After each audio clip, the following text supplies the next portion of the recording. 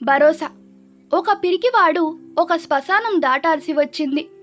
ఎవరైనా వచ్చే వరకు కొంచెం సేపు ఆగి దాటాలనుకున్నాడు.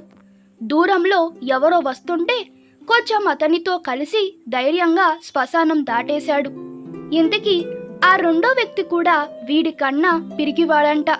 కానీ కేవలం వీడికి వాడు తోడు ఉన్నారనే ఒకే ఒకటి వాళ్ళని శ్మశానం దాటేలా చేసింది.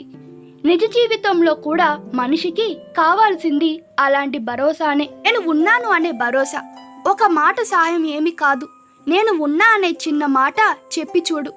మనిషికి ఎంత బలం వస్తుందో ఆ బలంతో ఆ మనిషి ఏదైనా చేయగలడు. ఓసారి ఒక ఆయన తన కారులో ఒక గ్రామానికి వెళ్తుంటే కారు దారిలో ఓ బురదకుండలో దిగబడిపోయింది.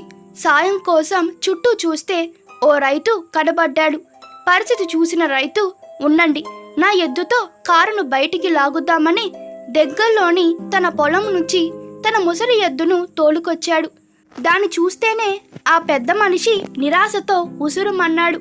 రైతు ఎద్దుని కారు ముందు తాడుతో కట్టి, ఒరే రాజు, అంజి, నంది, ఏంటిరా ఆలోచిస్తున్నారు?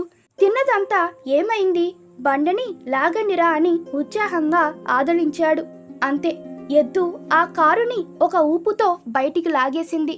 పెద్దాయన ఆశ్చర్యంతో, సార్, ఉన్నది ఒక ఎద్దే కదా, మీరేంటి అన్ని ఎడ్లు ఉన్నట్లు ఆదలించారు అని అన్నాడు.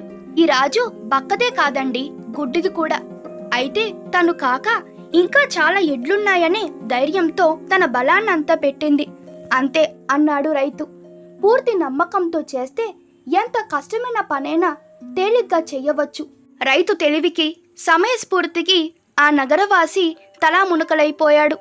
పూర్వం 10 మంది పిల్లల్ని కని కూడా ఎంతో ధైర్యంతో పెంచి పోషించేవారంటే అలాంటి ధైర్యమే కారణం. ఉమ్మడి కుటుంబాలలో మేము ఉన్నామనే భరోసా కారణం. కానీ ఈ రోజుల్లో ఒక పిల్లాడో చాలరా దేవుడా అనుకోవడానికి కారణం మేము ఉన్నాం చూసుకోవడానికని భరోసా ఇచ్చే మనుషులు, బంధువులు మన చుట్టూ లేకపోవడం. కష్టంలో మనిషికి నేనున్నా అనే భరోసా ఇద్దాం.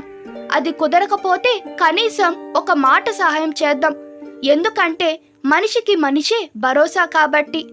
ఈ కథ మీకు నచ్చినట్లయితే మీ అభిప్రాయాలు కామెంట్ తెలపండి.